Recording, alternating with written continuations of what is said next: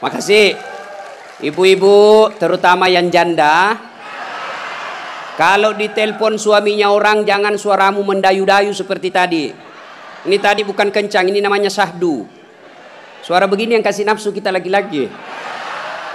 Assalamualaikum ibu. Waalaikumsalam. Bagaimana suaminya orang tidak tergoda? Lagi di mana ibu? Di rumah aja pak. Coba dong yang keras. Assalamualaikum. Waalaikumsalam. Lagi di mana ibu? Di rumah. Lagi ngapain? Apa kau tanya-tanya? Oh, ndak diteleponnya lagi kau besok. Ini Waalaikumsalam. Caleda. Wih, ada juga Bugis di sini.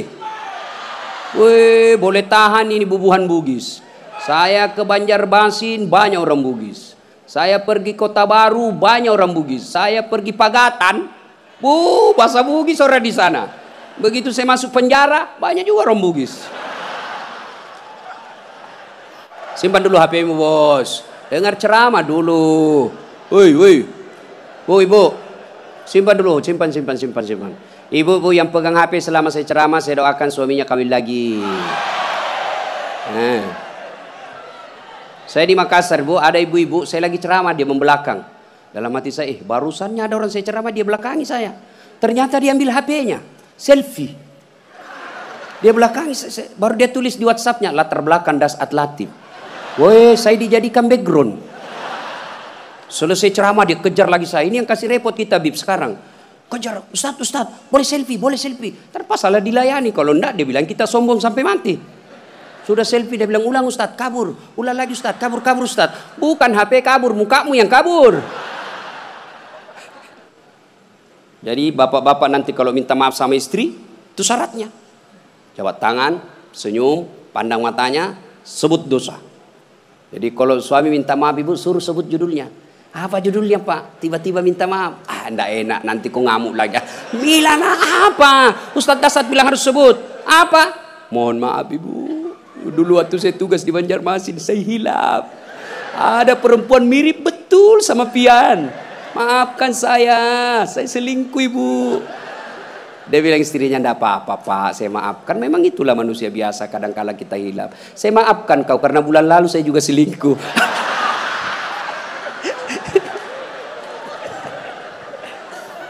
Ibu-ibu, ini sebenarnya bapak-bapak banyak selingkuh gara-gara ibu-ibu juga. Bagaimana suamimu tidak selingkuh kalau kau marah-marah aja terus di rumah? Dia kira enak jadi suami nih ibu-ibu ini.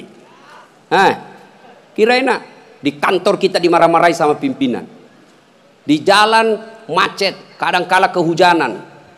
Ya, di warung kopi masuk WhatsApp tagihan. Sampai di rumah dimaki-maki lagi kita sama istri. Bagaimana kita tidak cepat sakaratil maut? Ini perempuan sekarang seperti cuaca, susah ditebak perasaannya.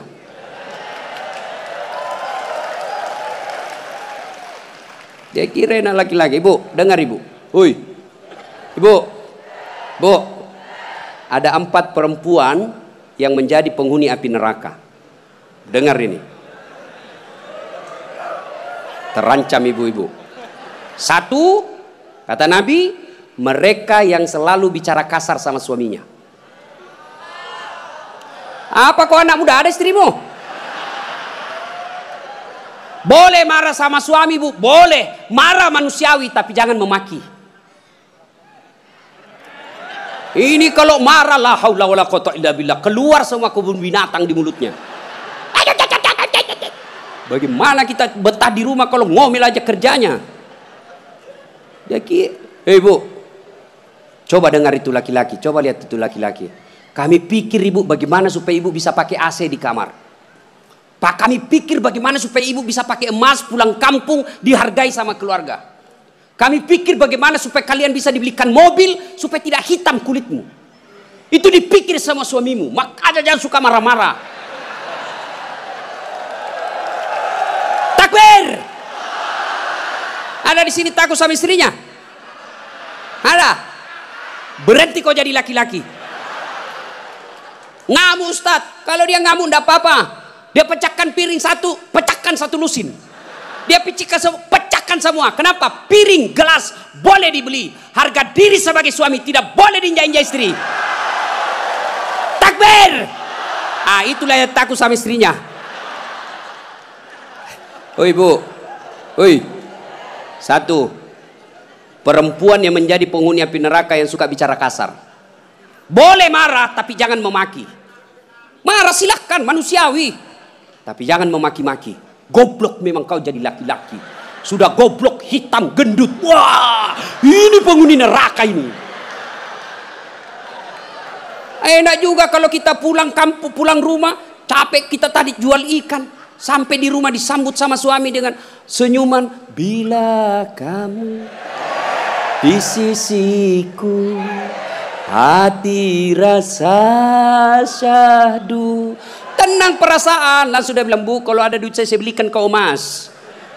Masuk lagi kamar suami, berantakan kamarnya, marah-marah, peluk suami kita sambil menyanyi. Insaplah wahai manusia, bila dirimu bernoda. Itu kan lagu-lagu ibu-ibu dulu, lagu-lagu nasihat, iya toh? Mungkin Tuhan mulai bosan melihat tingkah kita yang selalu salah dan bangga dengan dosa-dosa, atau alam mulai enggan bersahabat dengan kita. Coba kita bertanya pada rumput. Itu. Jadi kalau suaminya susah rezekinya, singgung dengan itu lagu. Mungkin kau banyak dosa. Itu lagunya ibu-ibu dulu. Sekarang lagunya ibu-ibu apa? Yo, yo ayo, yo ayo, yo ay, beleng-beleng. Senamlah dia di depan kantor bupati. Ibu-ibu di depan, bajunya sempit, roknya sempit. Bapak-bapak di belakang. Ibu-ibu di depan lah jadi pelatih. 1, 2, bapak-bapak di belakang. 3. Mana enggak beleng-beleng semua ini? Putar ke kiri. Apa lagu-lagu begitu? Coba kalau salawat kayak tadi, nyaman perasaan. Ya, woi, ibu. Nah, 1, boleh marah, jangan memaki. 2, perempuan menjadi penghuni api neraka. Mereka yang membebani suaminya melebihi kemampuan suami. Suaminya gajinya cuma 4 juta, tapi gaya hidupnya 7 juta. Kayaknya banyak penderita di sini ya. Hei, ibu-ibu, kenapa kita miskin? Karena kehidupan, gaya hidup kita melebihi rezeki. Allah kasih rezeki 5 juta 1 bulan, tapi gaya hidupnya 8 juta. Akhirnya apa? Ngambil kredit, tidak bisa tenang. Coba kalau gaji kita 5 juta, gaya hidup kita 3 juta, insya Allah tenang perasaan. Kita miskin karena melebihi kemampuan kita. Maka suami kalau rezekinya 3 juta, jangan kau bebani. Ini kan tidak dibebani suaminya. Datanglah itu tukang kredit mobil. Bu, kalau ada mobil bu, tenang ibu. Ibu sudah tidak kehujanan. Pulang kampung nanti, ibu enak lagi. Satu keluarga, nggak perlu lagi naik PT-PT. Enak kan? Ini namanya penjual mobil, semua enak dia cerita. Dia tidak cerita bagaimana kalau kempes banyak. Bagaimana kalau mogok mobilnya? Tidak ada cerita itu. Akhirnya apa? Usullah kepada suaminya, bang, masukin aja deh sertifikat rumah supaya kita bisa mobil. Akhirnya apa? Bulan pertama masih bisa dibayar cicilannya. Bulan kedua tidak bisa. Bulan ketiga, 4 tidak bisa. Akhirnya apa? Diambil mobilnya. Sudah diambil mobilnya, diambil pula sertifikat rumahnya digadai. Mengamuklah gara-gara kau yang tidak bersyukur ini. Maka jangan melebihi kemampuan suami. Ibu-ibu punya siku? Punya? Hoi, punya siku? Coba gigit sikunya bu. Coba. Kalau ada yang bisa gigit sikunya, saya kasih hadiah. Coba, mana bisa? Itulah orang yang memaksakan suaminya melebihi kemampuannya. Dan yang ketiga, kata Nabi, orang yang akan menjadi perempuan penghuni neraka, mereka yang mempertontonkan auratnya di depan lelaki. Bu, terutama ini akhwat cewek-cewek nih. Mari kita kerjasama. Kami laki-laki jaga mata, tolong kalian perempuan jaga akhlak. Biar kami setengah mati jaga mata, kalian gentayangan di jalan, habis amal kami bos. Pastilah dilihat, barang bagus. Dia bilang, dilihat. Haram tidak dilihat. Barang bagus, maka solak-solak kok bos. Ya? Yang keempat, orang yang akan menjadi perempuan penghuni api neraka, mereka yang tidak mendirikan sholat. Inilah perempuan memang paling banyak tidak mendirikan sholat. Kapan? Selesai haid. Haid 5 hari tambah bonus 2. Dia bilang suaminya, kenapa belum sholat sayang? Biasanya cuma 5 hari. Orang belum bersih, masih ada sedikit-sedikit. Dia bilang suaminya, bohong. Apa bohong? Saya kasih lihat kau. Apa mau dikasih lihat? Ketawa baru kau yang begitu. Kapan lagi perempuan banyak tidak sholat? Kalau ada pengantin, mukanya dikira tembok, coklat, biru, krim, abu-abu, jilbabnya 3 lapis, kuning, coklat, jilbab sakaratil maut. Ibu bapak saudara-saudara sekalian ya. Jadi orang yang menyesal di akhirat kelak, mereka yang memutuskan persaudaraan. Maka sebentar ini kalau ada tetangga kita pernah kita sakiti, minta maaf lalu kembalikan barangnya orang. Pegawai-pegawai negeri yang pernah ngambil mesin komputer di kantor, kasih kembali bos. Ya? Dan itu kalau tidak dikembalikan,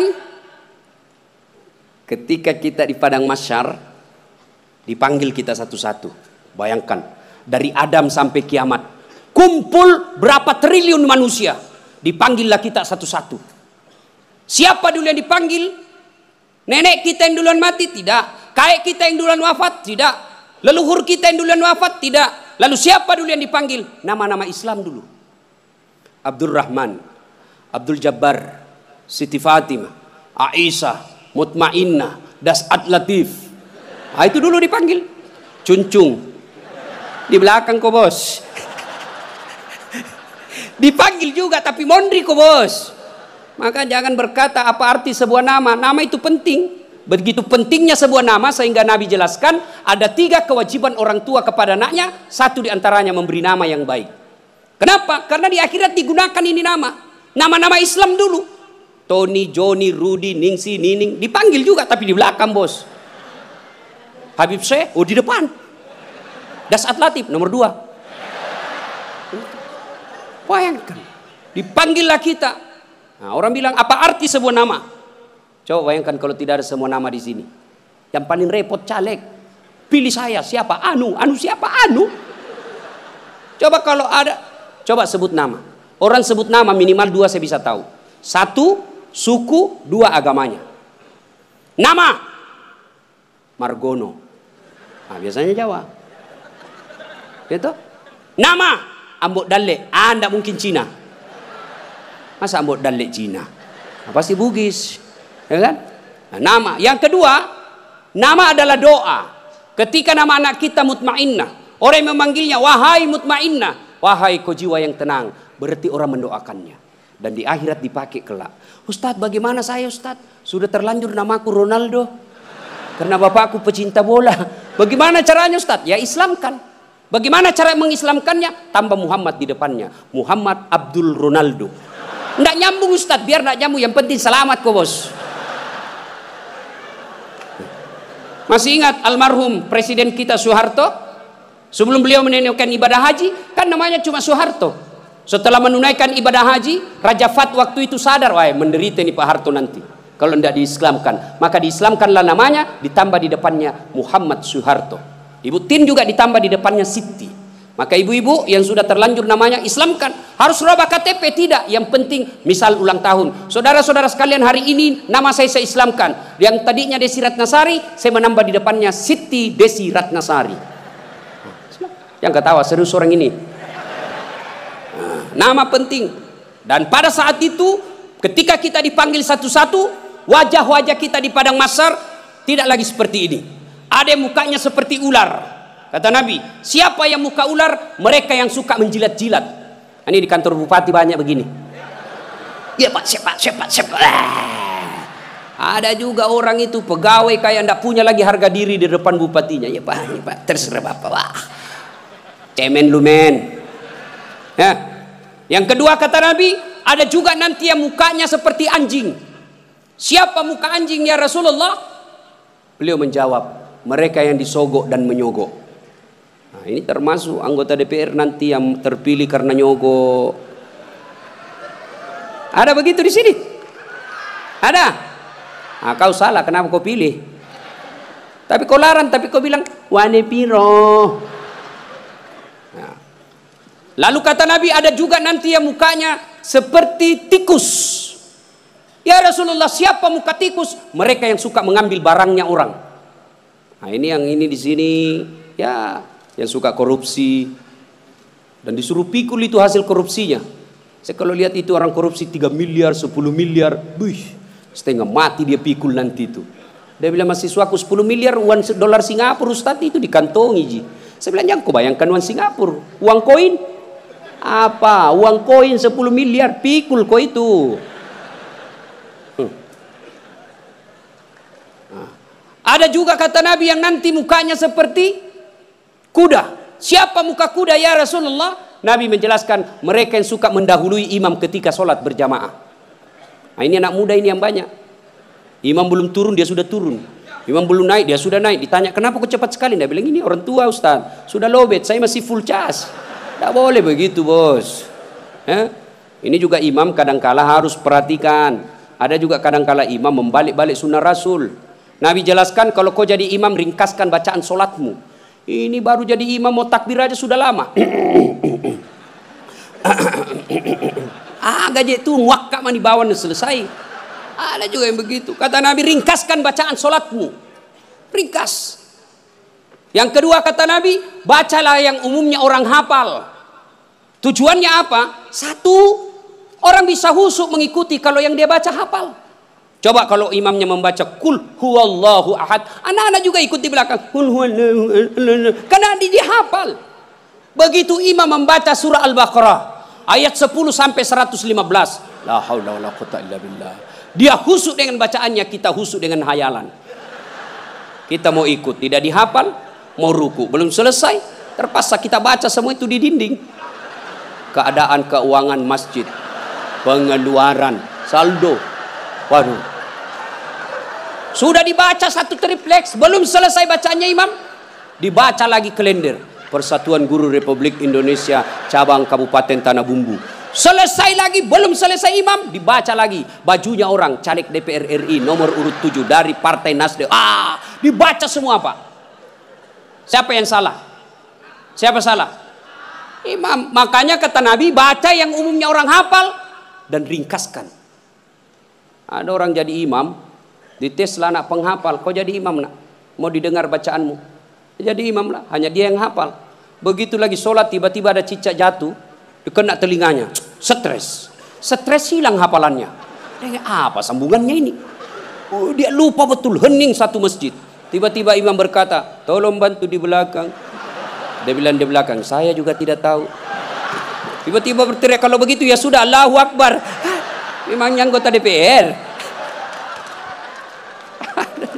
Saya punya pengalaman ini Pak, waktu saya kecil di kampung SMP saya waktu itu sholat asar lama sekali imam sujud. Kenapa lama betul ini imam sujud? Ada apa ini? Tiba-tiba ada kawan saya nakal, diangkat kepalanya. Hilang imam. Ternyata yang ditunggu sudah keluar. Dia keluar dari pintu samping. Kacau sholat. Selesai sholat ditanya, Pak Imam, kenapa kau tinggalkan kami? Dia bilang, saya kentut nak. Pak Imam, lain kali kalau kentut kasih bangkit dulu kepala supaya kami lihat kau keluar. Dia bilang, saya sengaja, malu saya kau lihat. Kacau sholat. Siapa yang salah? Siapa salah? Siapa salah? Imam. Makanya hati-hati milih imam. Ya, ada lagi kejadian ini waktu saya kuliah KKN. Belum jadi ustadz saya waktu itu. Ada kawan saya dia pakai baju gamis. Wah, saya bilang pasti anak pesantren. Jadilah imam dia. Saya di belakang dua anak fakultas sastra. Begitu dia baca Al-Fatihah masih aman. Dia baca Al-Kafirun dalam hatiku, cari penyakit ini orang ini. Benar, dia baca enggak mau sampai. Wala antum abiduna ma a'bud wala ana abidu ma abattum wala antum abiduna ma a'bud wala ana abidu ma wala antum tak putar. Temanku jengkel ini ada sastra, kenapa itu tak putar-putar? Lah sudah ini juga saya pikir. Kacau sholat. Makanya kalau imam salah, kacau jamaah kita. Makanya hati-hati milih imam. Kata Nabi, Milih imam itu tidak boleh sembarang. Jamaah makmum boleh, mulai dari orang waras sampai orang gila boleh jadi makmum. Mulai dari orang belum balik sampai dewasa boleh jadi makmum. Tapi imam tidak boleh. Kenapa? Salah imam, salah kalian. Jamaah. 2020 Tanah Bumbu akan milih imam. Bupati. Salah milih imam, salah kalian, menderita kalian di kabupaten ini. Maka hati-hati milih imam. Pun kita jadi makmum juga tidak boleh sembarang. Harus ada etikanya. Jadi makmum kata Nabi, kalau kau ke masjid, sikat gigi dulu. Terutama kalau subuh. Bayangkan kalau kita tidak sholat, tidak sikat gigi, tidur semalaman, orang di samping kita balik kanan, kita balik kiri menguap. Sampai meninggal dia ingatnya itu, busuk mulutnya itu. Sunnah sikat gigi. Apalagi kalau kau jadi makmum, jangan kau merasa kaulah yang paling soleh dalam masjid itu. Ada juga orang takbir itu kayak mau dia gigit, kita punya telinga. Cool man. Baca Al-Fatihah kayak dia ada di telinga sampingnya. Pada cengi capuk. Hanya ganggu ki. Ada lagi apa? Itu kaki. Kaki juga itu kadang-kala mengganggu. Kita kasih pindah, dia kasih pindah lagi kakinya. Kasih pindah, dia kasih pindah lagi. Saya jengkel, saya injak. Selesai salat, Ustaz, kenapa kau ganggu saya? Makanya adik-adik, kalau mau saya tanya, kenapa kau kasih pindah-pindah kakimu? Kau ganggu saya? Dia bilang supaya rapat saf. Bos, sini. Kalau mau rapat safmu bukan jari-jari kaki yang kau tempel. Tapi apa? Bahumu atau siku. Kalau siku rapat, pasti saf rapat. Tidak ada orang sholat begini. Tapi kalau kakimu rapat, safmu longgar. Ya. Ada lagi selesai sholat yang paling menjengkelkan itu. Selesai sholat dia ambil saf paling depan, belakangnya imam. Begitu assalamualaikum, assalamualaikum, langsung lompat. Mau lihat, tidak jabat tangan, tidak langkai orang, itu kurang adab kalian. Kalau kalian tidak mau doa bersama, tidak mau jabat tangan selesai sholat, ya sudah di belakang kau duduk. Supaya kau tidak ganggu orang. Ingat adik-adik sekalian ini yang baru belajar agama. Puncak dari semua ilmu adab. Rasulullah ditanya, ya Rasulullah, untuk apa Rasul diutus ke muka bumi? Mencerdaskan kehidupan bangsa? Bukan. Mengangkat harkat dan martabat? Bukan. Apa? Liutammima makarimal akhlak. Memperbaiki akhlak manusia. Ini kita berbeda mazhab, saling mengkafirkan. Saling menghina. Zaman sekarang aja ini kita ribut-ribut sesama muslim. Dulu tahun 90-an, kita kalau sholat subuh, Allahu Akbar. Di samping kita tidak kunut, dalam hati saja, oh Muhammadiyah. Selesai. Allahu Akbar. Tidak kunut, Muhammadiyah berarti ini. Itu aja dia. Sekarang saya pun dimaki-maki di Facebook. Apa kau Ustaz? Bicara-bicara sunnah. Baru kau tidak pelihara sunnah. Kenapa kau tuduh saya tidak pelihara sunnah? Buktinya kau tidak pelihara jenggot. Ya mau diapa kalau tidak mau tumbuh? Saya sudah kasih minyak, Bib, tidak tumbuh-tumbuh. Malah marah istri saya. Ini Ustaz kasih kotor-kotor bantal. Kasih minyak nih Bu. Ya. Nah, saudara-saudara sekalian, ini golongan, maka sebelum wafat minta maaf lah. Orang-orang yang pernah kita sakiti. Kalau ada berkaitan dengan barang, kembalikan. Ibu-ibu yang pernah ngambil sendoknya orang ketika pengantin, kasih kembali. Karena ada juga itu ibu-ibu. Ibu-ibu Columbus. Tahu Columbus? Kelompok ibu-ibu pembungkus. Kalau ada pengantin dia bungkus semua kuah. Yang ketiga, penyesalan kata Nabi, yaitu mereka yang tidak menjawab salat, azan salat ketika azan berkumandang.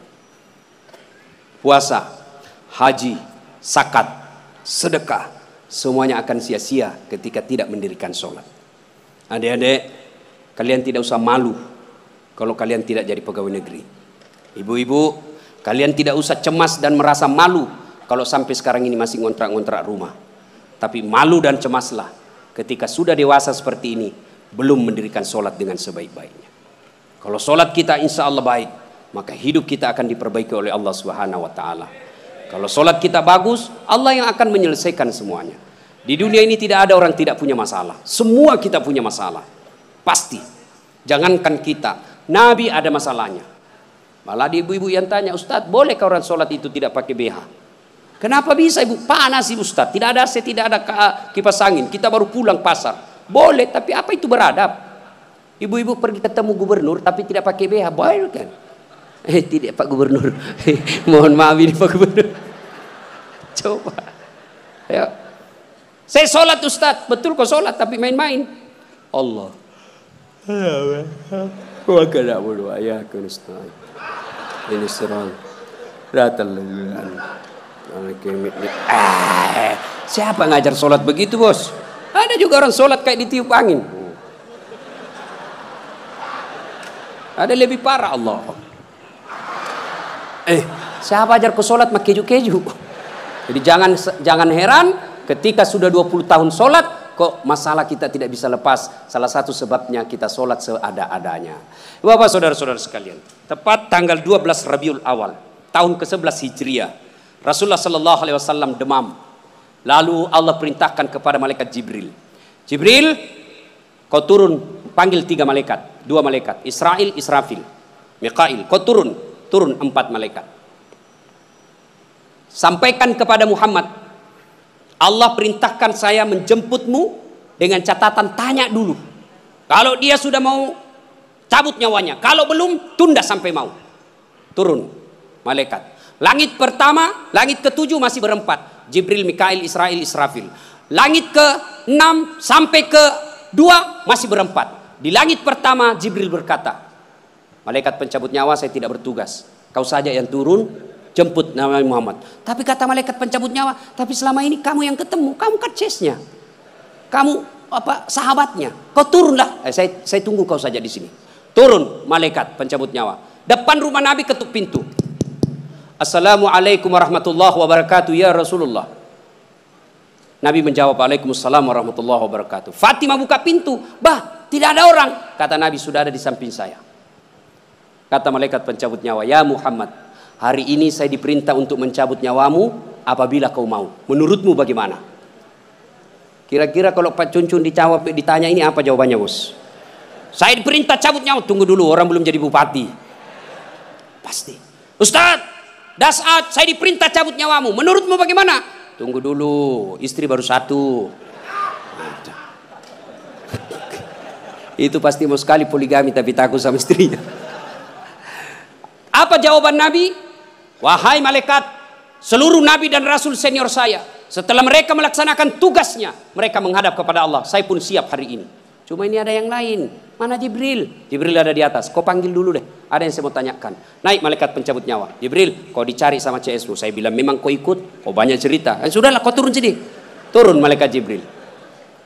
Ya Jibril, kalau hari ini saya harus menghadap kepada Allah, tolong berikan saya kabar gembira. Ya Muhammad, seluruh nabi dan rasul haram masuk surga sebelum engkau lebih dulu di dalamnya. Alhamdulillah. Ya Muhammad, seluruh malaikat yang pernah Allah ciptakan sekarang mereka antri menunggu rohmu. Alhamdulillah. Apalagi Jibril, ya Muhammad, kalau ada dosa dan kesalahan yang pernah kau lakukan, Allah telah mengampuni dosa-dosamu. Alhamdulillah. Tapi Nabi berkata, Jibril, itu kan saya tidak cemas soal diriku. Yang aku cemaskan siapa? Tolong kasih saya berita gembira soal umatku. Kita yang dicemaskan Nabi. Tolong berikan saya berita gembira. Naiklah Jibril bertanya kepada Allah, turun membawa berita. Ya Muhammad, saya dapat berita gembira dari Allah. Apa? Meskipun engkau sudah tidak berada di tengah-tengah mereka, meskipun engkau sudah tidak berada di tengah-tengah umatmu, selama umatmu berpegang kepada Quran dan Sunnah, insya Allah umatmu selamat. Nabi berkata, kalau begitu laksanakan tugasmu malaikat pencabut nyawa. Jibril mundur. Mulailah dieksekusi Nabi. Dicabut rohnya, meninggalkan telapak kaki, naik ke betis, naik ke paha, menggigil Rasulullah. Keluar biji-biji keringat di pelipis beliau, di daki beliau keluar keringat. Lalu Jibril membalik ke belakang, dilihat oleh Nabi. Ya Jibril, kenapa kau palingkan pandanganmu? Apa kau jijik melihat saya sekarang ini? Jibril menjawab, demi Allah dan Rasulnya, saya tidak jijik melihatmu ya Muhammad. Cuma saya tidak tega melihat engkau menghadapi sakaratil maut. Lalu Nabi menjelaskan, ya Jibril, andai saja Allah tidak sayang dan cinta kepadaku, maka aku akan rasakan betapa sakitnya sakaratil maut ini. Sampai naik ke atas, sampai ke tenggorokan beliau, sampai ke bibir beliau. Beliau mewasiatkan 3 perkara. Kata Nabi, yang pertama, perempuan kalian, jaga perempuan di antara kalian. Yang kedua, solatmu, jaga solat kalian. Dan yang ketiga Nabi ucapkan, ummati, ummati, ummati, umatku, umatku, umatku. Nabi tidak mencemaskan anak cucu beliau. Nabi tidak mengucapkan Fatimah anakku. Siapa yang diucapkan Nabi? Ummati, ummati. Begitu cintanya Nabi kepada kita. Nah sekarang bagaimana cinta kita kepada Nabi? Salah satu cinta kita kepada Nabi dengan hadir di majelis salawat seperti ini. Hadir di tempat ini wujud kecintaan kita kepada Rasulullah. Pada zaman Nabi tidak ada salawat rame-rame seperti ini. Kenapa? Karena beliau ada di tengah-tengah kita. Di tengah-tengah umat pada saat itu. Nabi pernah bertanya kepada sahabat, saudara-saudara sekalian, Anda tahu siapa yang paling menakjubkan imannya? Menakjubkan itu mengagumkan. Kata sahabat, para malaikat ya Rasul. Nabi katakan tidak. Bagaimana mereka tidak menakjubkan imannya? Mereka ketemu Allah. Kalau begitu, para nabi dan rasulnya ya Rasulullah. Nabi katakan tidak. Bagaimana kami tidak beriman? Kami menerima wahyu, ketemu dengan malaikat. Kalau begitu ya Rasulullah, kami inilah para sahabatmu. Nabi katakan tidak. Bagaimana kalian tidak beriman? Kalian ketemu dengan saya, kalian melihat mujizat, wajar kalian beriman. Lalu sahabat berkata, kalau begitu siapa yang paling menakjubkan imannya ya Rasul? Nabi menjawab, umatku, saudara-saudaramu setelah kita ini wafat, mereka beriman kepadaku, mereka percaya kepadaku, padahal mereka tidak pernah ketemu Allah, mereka tidak pernah ketemu malaikat, mereka tidak pernah melihat mukjizat, mereka tidak hidup di tengah-tengah saya, tapi mereka beriman kepadaku dan berselawat. Kita inilah yang hadir di tempat ini. Mudah-mudahan Allah berikan waktu dan kesempatan kepada kita untuk lebih banyak lagi mencintai Rasulullah. Salah satu di antaranya berselawat seperti ini. Ketika Allah perintah kita puasa, Allah tidak ikut menunaikan ibadah puasa. Allah perintah kita haji, Allah tidak menunaikan ibadah haji. Ketika Allah perintah kita berselawat, innallaha wa malaikatahu yusalluna 'alan nabi. Sesungguhnya Allah dan para malaikatnya berselawat kepada Rasulullah Muhammad sallallahu alaihi wasallam. Maka wahai orang-orang yang beriman, berselawatlah kalian kepada Rasulullah.